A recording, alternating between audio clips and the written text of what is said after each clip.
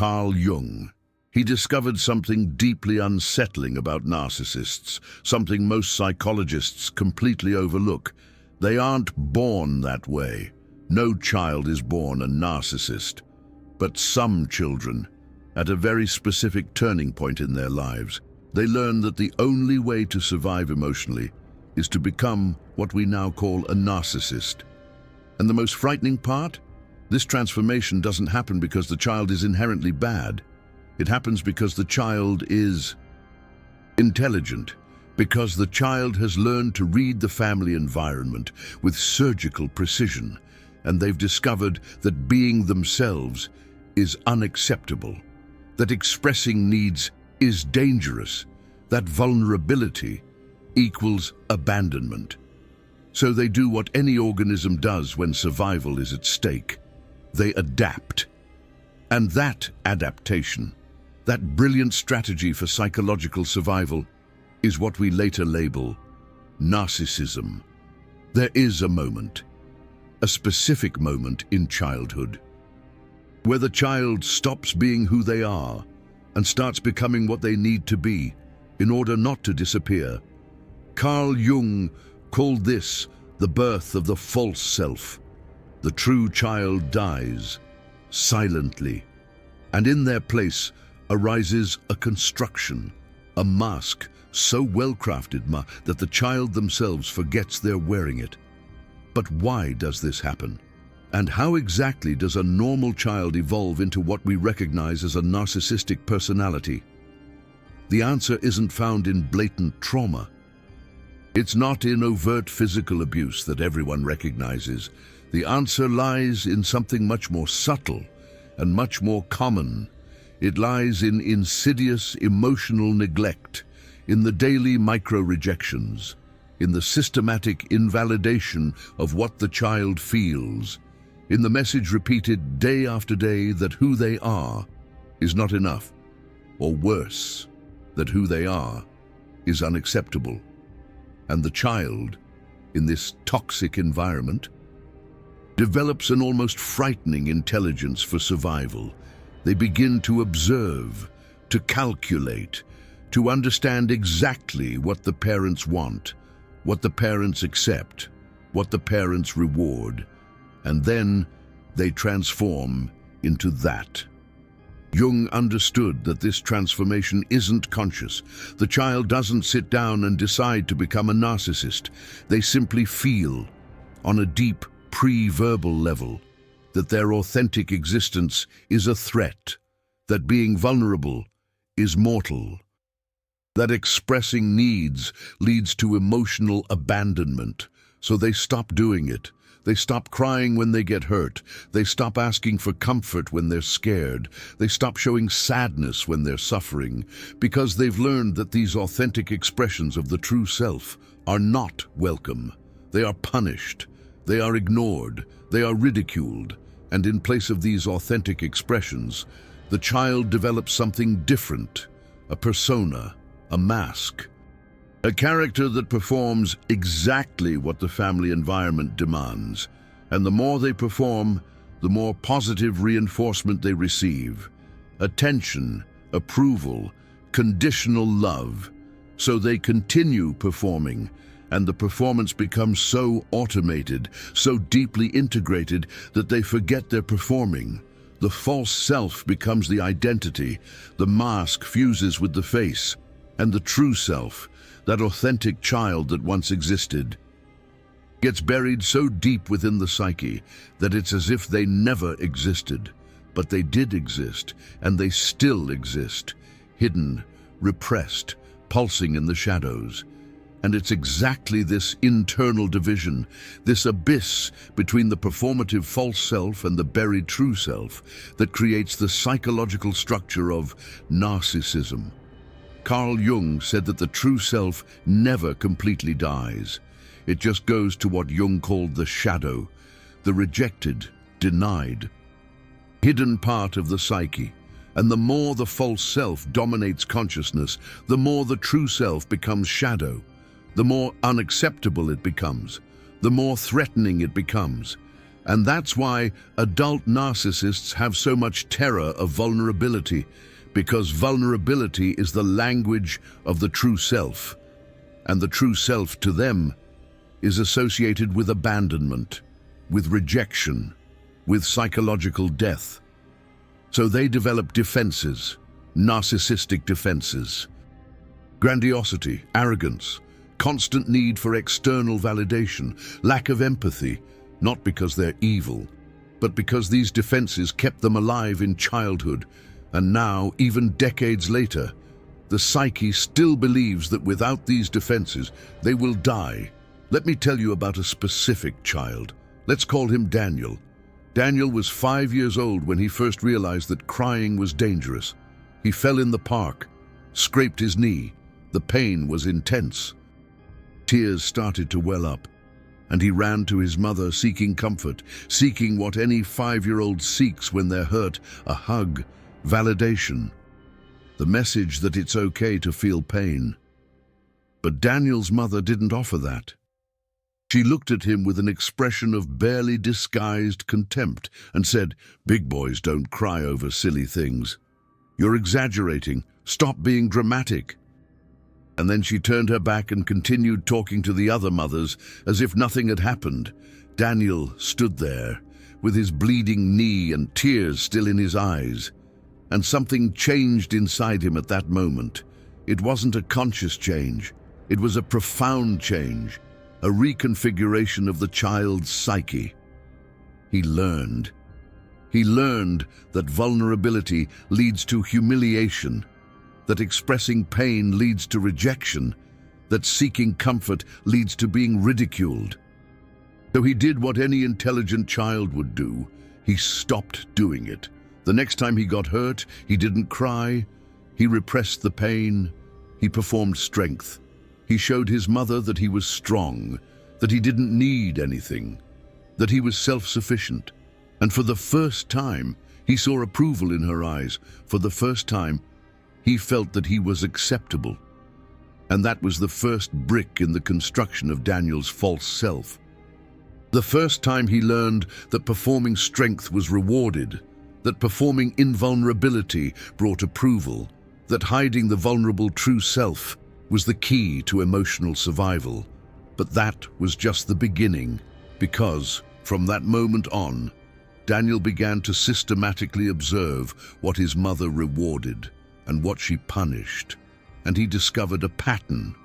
She rewarded performance, achievements, good grades, victories in sports, perfect behavior. She smiled when he won. She showed pride when he was praised by teachers. She showed him off to other mothers when he excelled. But she punished needs, sadness, fear, doubt.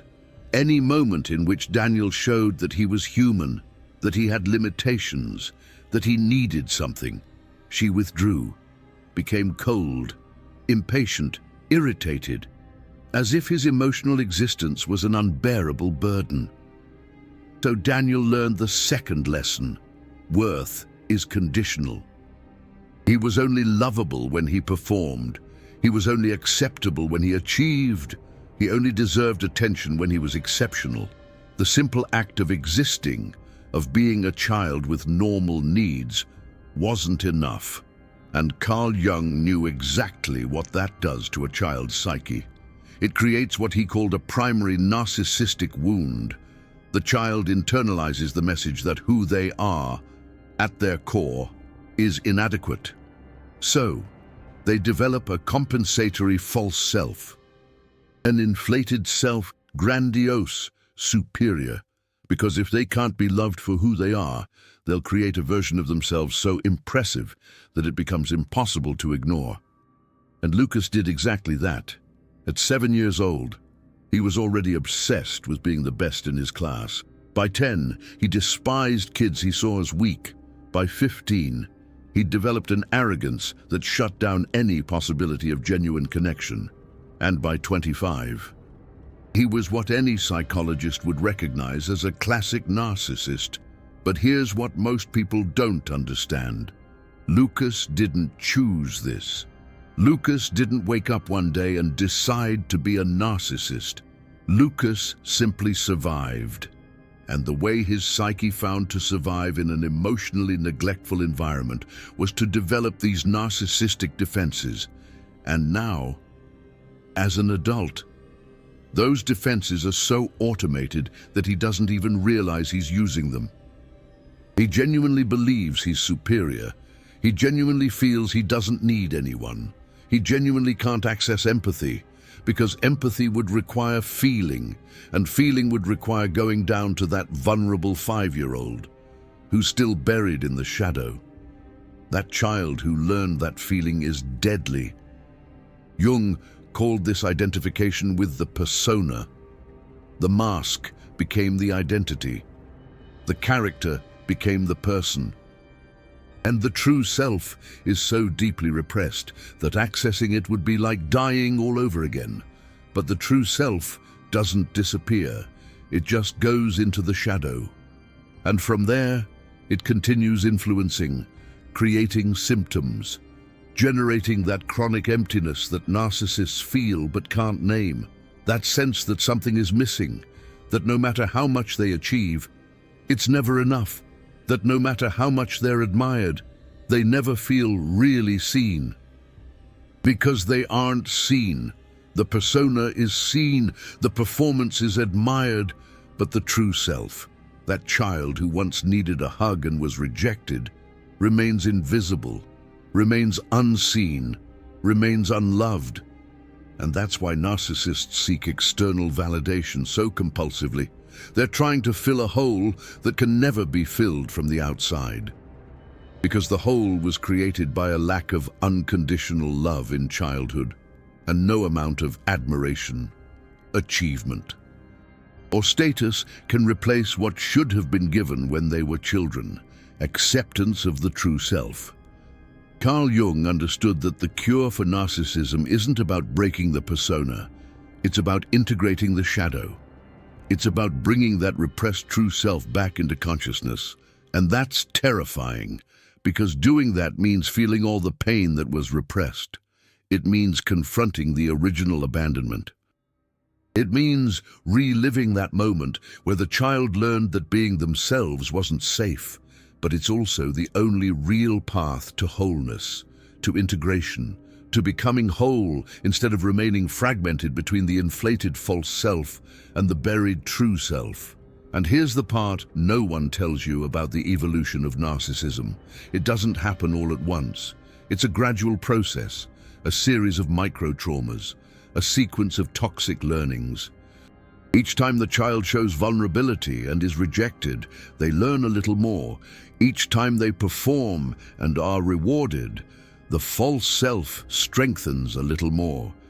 And each time the true self is invalidated, it sinks a little deeper into the shadow.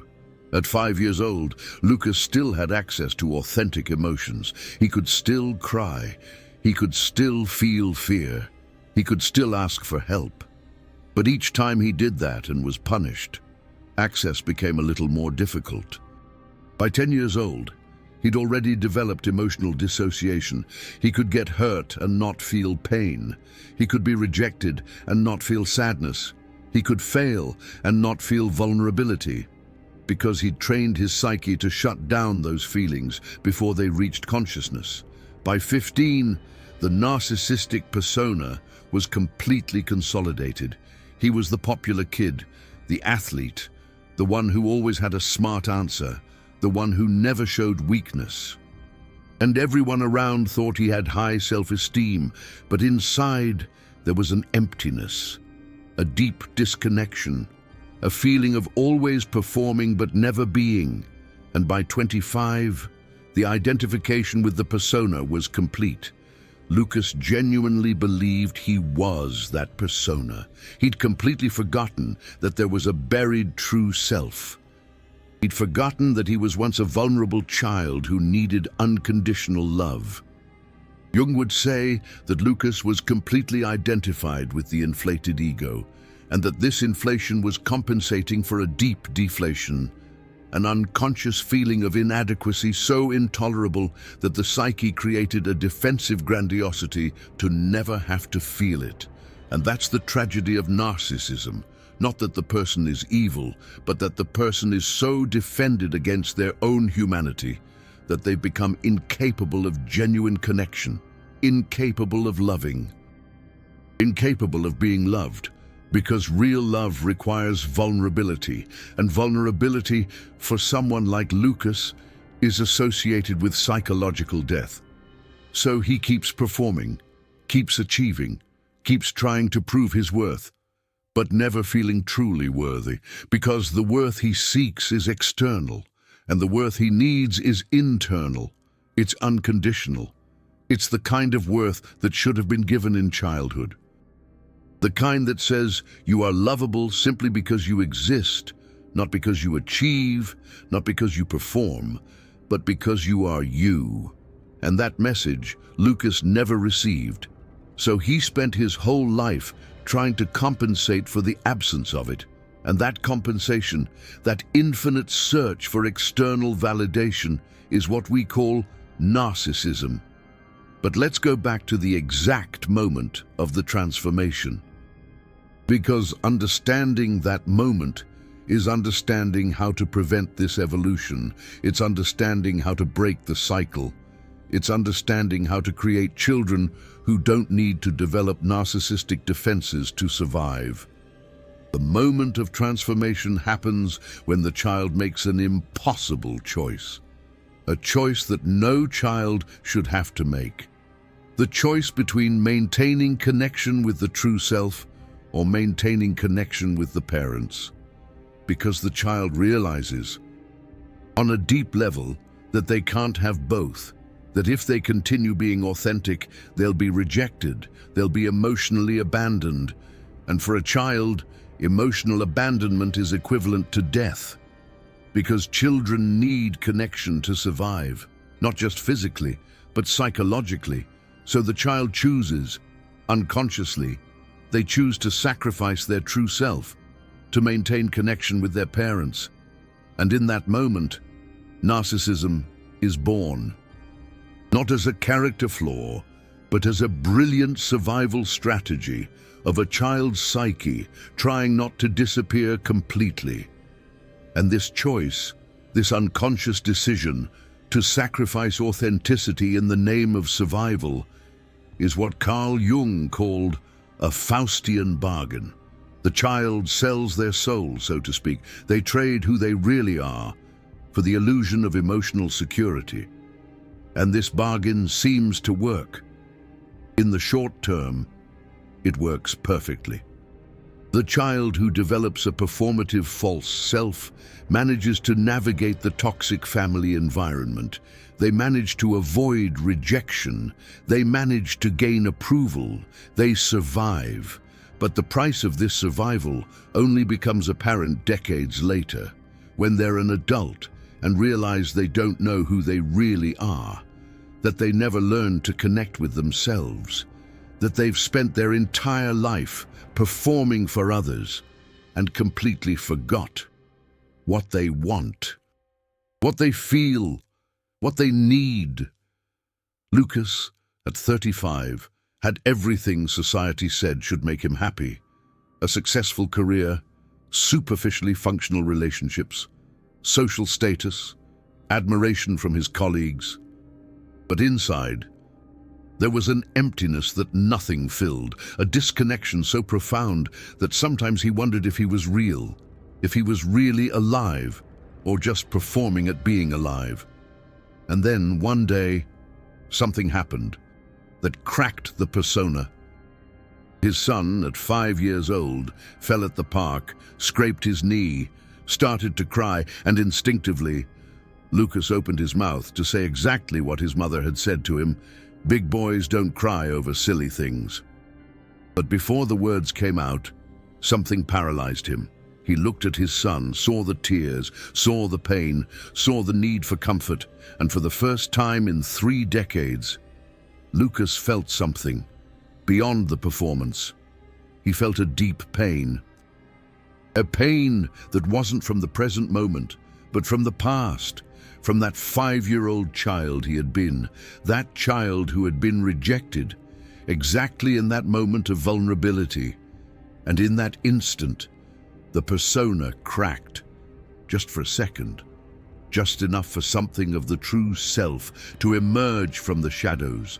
And what emerged was pure pain. The pain of having been forced to choose between authenticity and survival. The pain of having lost himself so early. The pain of having spent 30 years performing strength while that vulnerable child remained buried, unseen, unloved. Lucas didn't say the words. Instead, he did something he had never done.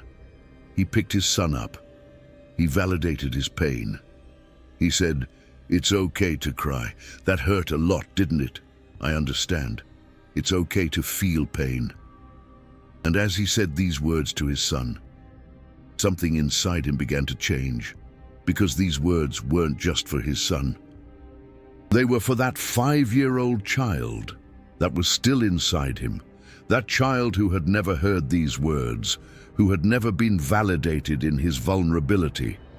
Carl Jung would say that this was the beginning of integration, the moment where the persona began to soften, where the shadow began to emerge, where the true self, buried for 3 decades, began to breathe again. But integration isn't easy, it isn't quick, and it's definitely not comfortable. Because integrating the shadow means feeling everything that has been repressed. It means confronting all the wounds that have been buried. It means reliving all the pain that has been dissociated. Lucas started therapy, and in the first sessions, he was still completely identified with the persona. He talked about his successes, about how well he was doing, about how he just wanted a few tools to be even more efficient. But the therapist, trained in Jungian psychology, saw through the mask, and gently, session after session, the therapist began to invite Lucas to descend, to step outside the inflation of the ego, to feel what was beneath the performance. And initially, Lucas resisted, because descending meant feeling that emptiness, that inadequacy, that abandoned child that he had spent 3 decades fleeing from. But eventually, after months of resistance, the persona began to yield. And Lucas began to feel, began to access emotions that he hadn't felt since childhood: sadness, fear, vulnerability, need. And it was terrifying, because for someone who had spent their entire life avoiding these emotions, feeling them was like dying, it was like crumbling, it was like completely losing their identity. But Carl Jung taught that this death is necessary, that you need to let the false self die so that the true self can be born. That you need to disintegrate the persona so that individuation can happen, that you need to descend into the hell of the shadow to emerge whole. And Lucas descended. And at the bottom of that psychological hell, he found that 5-year-old child, that child who had been rejected, who had learned that being vulnerable was mortal, who had sacrificed himself to survive. And for the first time in 3 decades, Lucas looked at that child, really looked. Without judgment, without shame, without contempt. And what he saw wasn't weakness, it was courage. The courage that that child had to make an impossible choice, the courage to sacrifice authenticity, to survive, the courage to keep living, even if it meant living as a false self. And in that moment of recognition, something profound changed. Lucas realized that that child wasn't weak. That child was the strongest part of him, because that child survived. That child found a way to continue existing, even when the environment was emotionally deadly. And Carl Jung would say that this recognition, this validation of the wounded child, is the beginning of real healing. Because you don't heal narcissism by destroying the persona. You heal it by integrating the shadow. You heal it by bringing that repressed true self back into consciousness. You heal it by validating that child who was forced to disappear. Lucas began to do something that he had never done, reparent himself. He began to speak to that inner child, to validate his emotions, to say the words that his mother never said. It's okay to feel. It's okay to need comfort. It's okay to be vulnerable, and you are lovable, exactly as you are. Not because you achieve, but because you exist. And the more he did this, the more the persona began to soften, the more the true self began to emerge. The more he began to feel authentic instead of performative, the more he began to connect with himself instead of living only for external validation. And for the first time in Lucas's adult life, he began to experience something he never had before: wholeness, integration, the feeling of no longer being fragmented between the inflated false self and the buried true self, the sensation of beginning to become whole. But wholeness doesn't mean perfection. It doesn't mean the narcissistic wound disappears completely. It means you develop awareness of it, that you recognize when you're falling into the old patterns, that you can choose differently. Lucas still had moments where the narcissistic persona emerged, where he felt the need for external validation, where he performed instead of being authentic. But now, he had awareness of it. And awareness, Carl Jung said, is the first step toward transformation. Because you can't change what you don't see, and Lucas was beginning to see, and most importantly, he was breaking the cycle. He was raising his son differently. He was validating his son's emotions, offering unconditional love, allowing his son to be authentic without having to develop a defensive persona. And that, breaking the generational cycle, is perhaps the deepest healing possible, because it means the wound won't be passed on. That the next generation won't have to make that impossible choice. That the next generation will be able to grow up being who they really are. If what you've just heard about the evolution of narcissism resonated deeply, if you recognize this dynamic in your own childhood or in the children around you, you've just accessed a knowledge that few channels dare to reveal. Most content on narcissism treats narcissists as villains. This video showed the psychological truth that Carl Jung revealed. Narcissists were children who needed to survive. Creating content like this that explores the deep formation of narcissism through a Jungian lens requires research in analytical psychology, child development, and generational trauma. It's not content that goes viral easily because it confronts simplistic narratives about good and evil. That super thanks button down there isn't just financial support. It's you saying, this truth about how parents unconsciously create narcissists needs to be known. It's you validating the importance of understanding narcissism as an adaptive defense, not as a moral defect. When you click that golden heart, you're helping to break generational cycles. You're allowing this deep understanding to reach other parents, other survivors, other people working to heal narcissistic wounds. You're not just a spectator.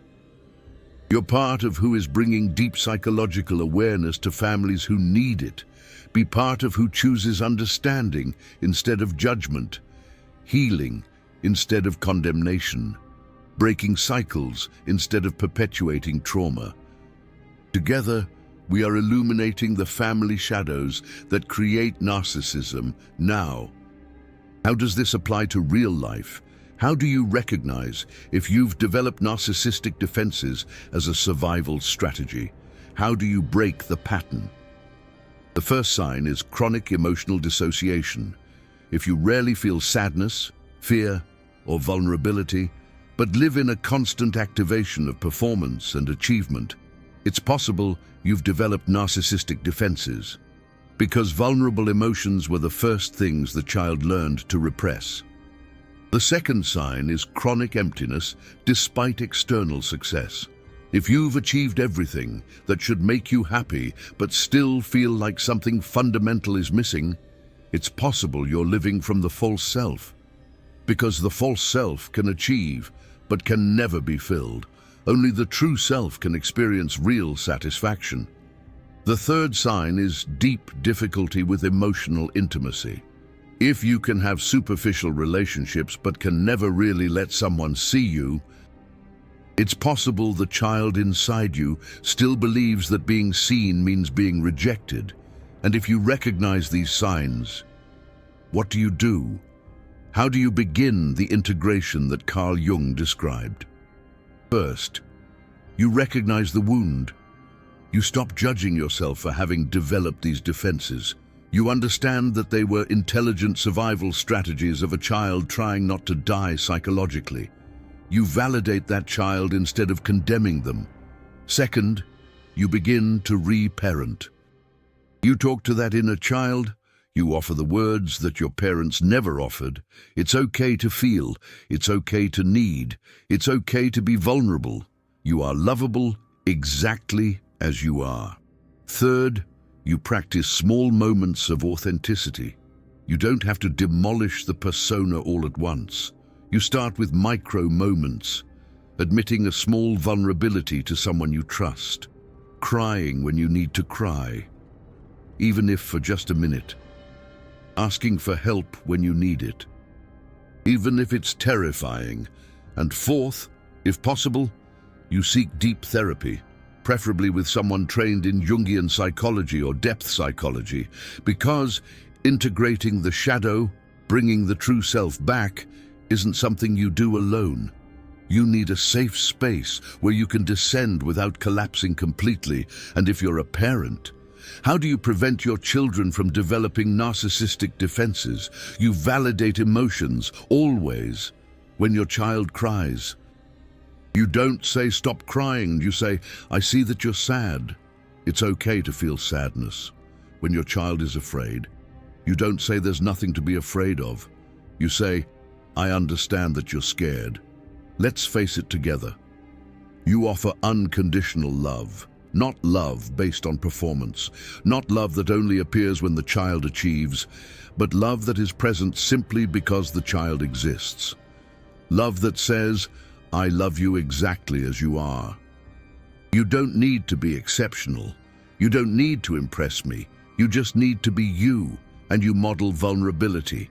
You show that adults also feel, that adults also need help, that vulnerability isn't weakness, that being human, with all limitations and needs, is completely acceptable.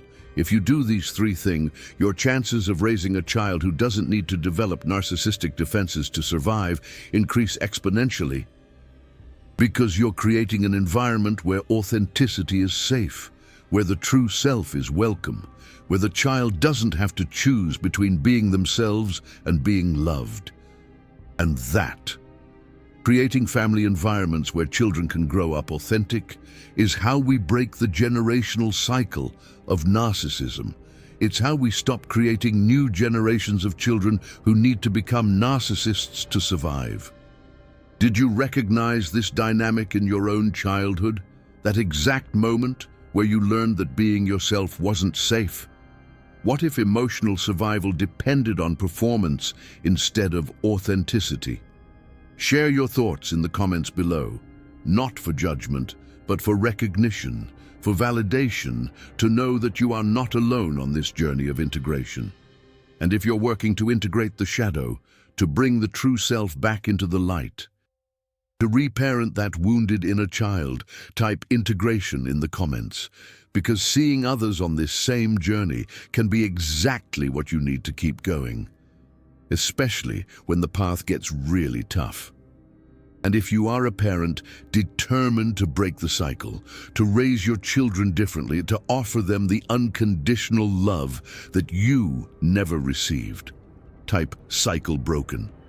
Because this conscious commitment to do things differently, is one of the bravest things a survivor of insidious emotional neglect can do. Your story matters, your healing matters, and sharing in the comments isn't just for you, it's for that other person reading who needs to know they're not alone. Recognizing that you developed narcissistic defenses as a survival mechanism, that's not a source of shame. It's the first step toward wholeness, toward integration, toward becoming the person you were always meant to be. As Carl Jung himself said, "I am not what happened to me, I am what I choose to become." Embrace that choice.